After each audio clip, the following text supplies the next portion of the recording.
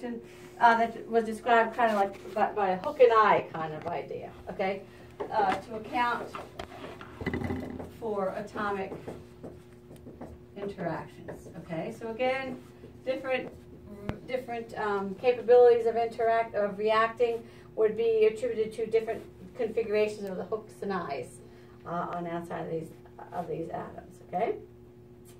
Okay, now 50 years later, so in about 1860, another step forward came, and that was by a fellow by the name of Mendeleev. Okay, and then what he said, he started the basis of the periodic table, because what he said was that if the elements are organized according to atomic mass, organized by atomic mass, then what happened? What did he start to notice? Go in order of periods. Well, he wasn't quite that far yet, but you're right. That's eventually what it led to. But Mendeleev noticed that if you organize your elements by atomic mass, you get a certain repetition of what their properties are, okay? You get a repetition of properties. Notice we said repetition and not like a periodicity, right? So that was Mendeleev that came up with that. And now, obviously, when Mendeleev started to organize these elements that they knew of at the time, there were going to be a lot of gaps, because at this point there was only about 65 elements. Nowadays is what, like 110. So some gaps in the organizing, but it's still insightful enough to see that, okay, there's some repetition here.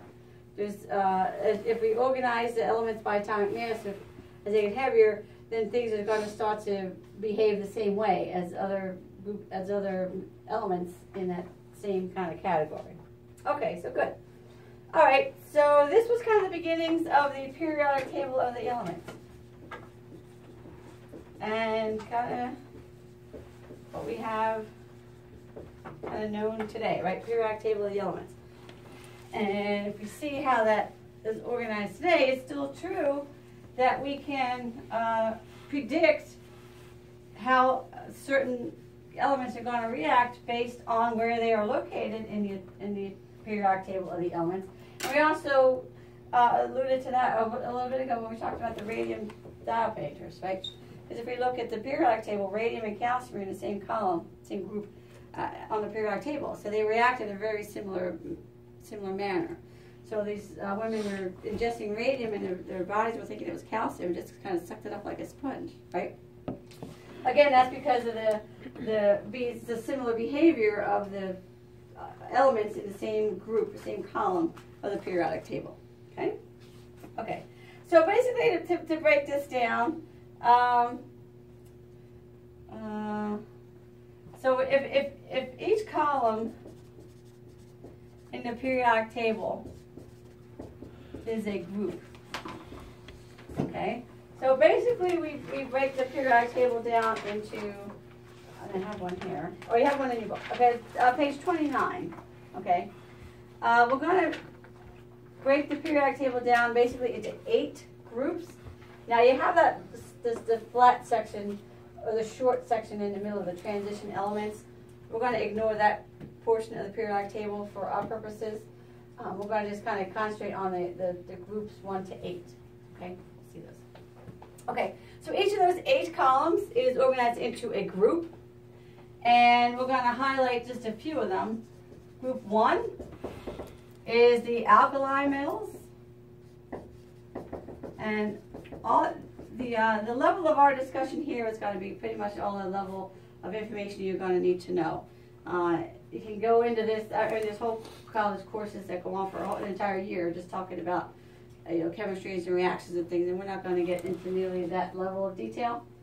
But we'll just want to know that group 1 is the alkali metals, and they're all soft metals, and they react with water.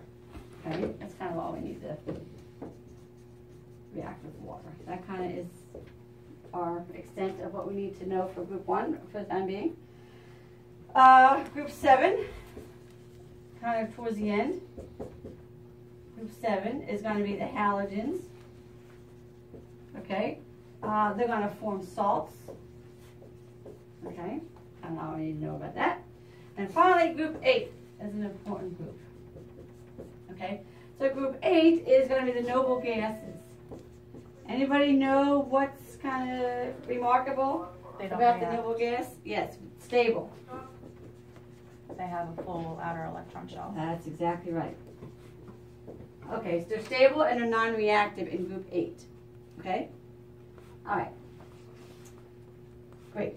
Non-reactive. Yep, good.